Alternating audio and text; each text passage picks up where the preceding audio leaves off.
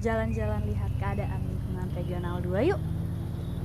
Seperti yang kita tahu, Banten, DKI Jakarta, dan Jawa Barat merupakan daerah naungan dari IMTLI Regional 2. Sekarang, mari kita pantau bagaimana keadaan lingkungannya.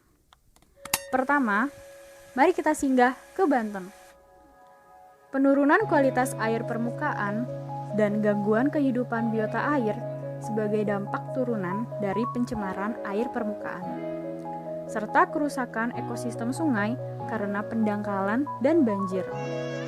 Selain itu, ratusan ribu hektar lahan di wilayah Provinsi Banten dinyatakan dalam kondisi kritis.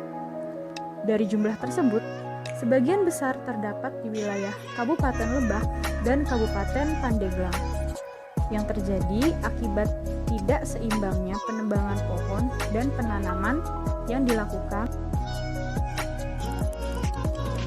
Tetapi di balik dua masalah pokok tersebut, pemerintah Provinsi Banten telah memiliki program penanggulangan pencegahan yang berkaitan. Di antaranya, program pengendalian pencemaran dan kerusakan lingkungan hidup, program perlindungan dan konservasi sumber daya alam, serta program rehabilitasi dan pemulihan cadangan sumber daya alam. Destinasi selanjutnya adalah DKI Jakarta. Jika kamu warga ibu kota, pasti menyadari bahwa permasalahan terbesar kita adalah polusi udara.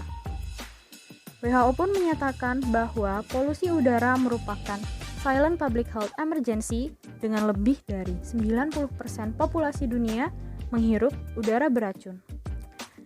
Di Jakarta misalnya, berdasarkan data Dinas Lingkungan Hidup DKI Jakarta, pembakaran industri menyumbang 8% pencemaran udara di ibu kota, transportasi darat sebesar 75%, kemudian pembangkit listrik dan pemanas sebesar 9%, serta pembakaran domestik sebesar 8%.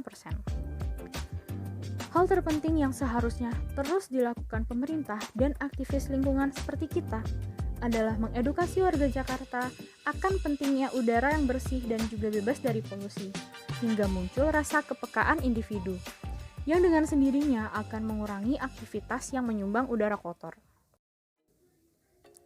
Destinasi terakhir yaitu Jawa Barat.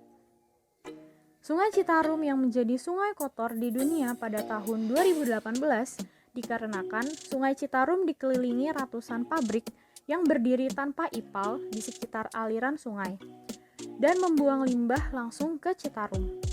Selain itu, saluran pembuangan limbah rumah tangga seperti yang berada di Karawang Kulon, Kecamatan Karawang Barat juga merupakan penyebab utamanya. Tetapi, sekarang penanggulangan pencemaran pada Sungai Citarum ini, pemerintah sudah menjalankan program Citarum Harum sebagai strategi pengelolaan lingkungan daerah aliran sungai. Setelah 2 tahun berjalan, cukup banyak kemajuan yang terjadi. Salah satunya adalah penurunan tingkat pencemaran yang sebelumnya termasuk kategori tercemar berat menjadi tercemar sedang.